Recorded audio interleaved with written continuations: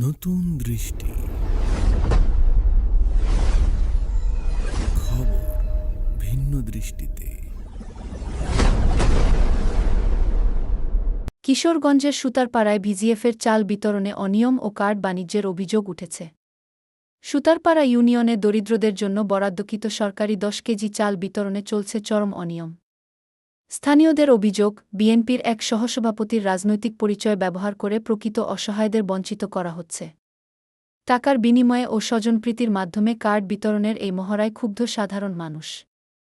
সরকারি এই সহায়তা প্রকৃত দরিদ্রদের কাছে পৌঁছে দিতে প্রশাসনের দ্রুত হস্তক্ষেপ ও তদন্তের দাবি জানিয়েছেন সচেতন মহল।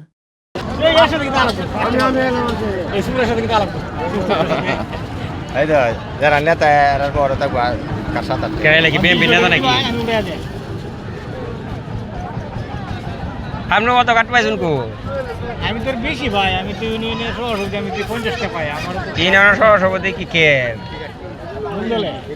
বিএনপি